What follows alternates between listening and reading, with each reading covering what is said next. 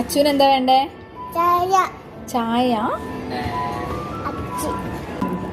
ചായ ഇറച്ചിയാ മേടിക്കാട്ടോ. ആ ഒരു ചായ വേണം. അച്ഛന് എന്താ വേണ്ടേ? ചായയോ? ആ മേടിക്കാം. ചായയും പിന്നെ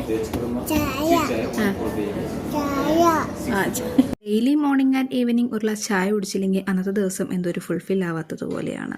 ഇതെന്താ എൻ്റെ കോലം ഇങ്ങനെയെന്നല്ലേ? ഒരുപാട് നാളായി ഫാമിലിയൊക്കെ ആയിട്ടൊന്ന് കറങ്ങാൻ ഇറങ്ങിയിട്ട്. സോ ഞങ്ങളൊന്നൊന്ന് കറങ്ങാൻ ഇറങ്ങിയതാണ്. കറങ്ങാൻ കണ്ടുപിടിച്ച സ്ഥലമാണെങ്കിൽ ഒരുപാട് ചുറ്റി നടന്ന് കാണാനുണ്ടായിരുന്നു. അങ്ങനെ ഒരുപാട് ചുറ്റി നടന്ന് കണ്ട് ഒരു നല്ല ബോട്ടിംഗ് ഒക്കെ കഴിഞ്ഞ് പുറത്തിറങ്ങിയപ്പോഴത്തേക്കും വൈകുന്നേരമായി.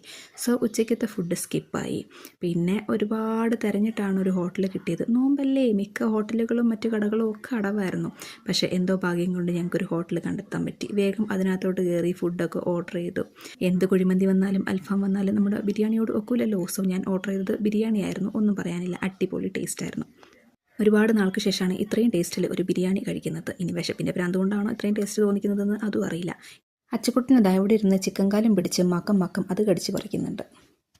ഫൈനലി ഫുഡൊക്കെ കഴിച്ച് കഴിഞ്ഞു. അപ്പോഴാണ് ചേട്ടായി വെജിറ്റബിൾ സൂപ്പ് ഓർഡർ ചെയ്ത് അത് കുടിക്കുന്നത് കണ്ടത്. ഞാൻ ജസ്റ്റ് അതിൻ്റെ ടേസ്റ്റ് ഒന്ന് നോക്കിയതാണ്. എൻ്റെ പൊന്നു ദൈവമേ, ഇവനത് എങ്ങനെ കുടിക്കുന്നോ എന്തോ. ടേസ്റ്റ് 10 പൈസയ്ക്ക് കൊള്ളൂല.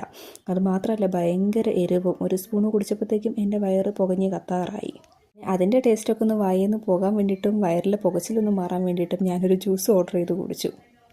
ഇതിനെയാണ് പറയുന്നത് വേലി കിടക്കുന്ന പാമ്പിനെ എടുത്ത് തോളത്തിടുക എന്ന്. എനിക്കിതിൻ്റെ വല്ല ആവശ്യം ഉണ്ടായിരുന്നോ?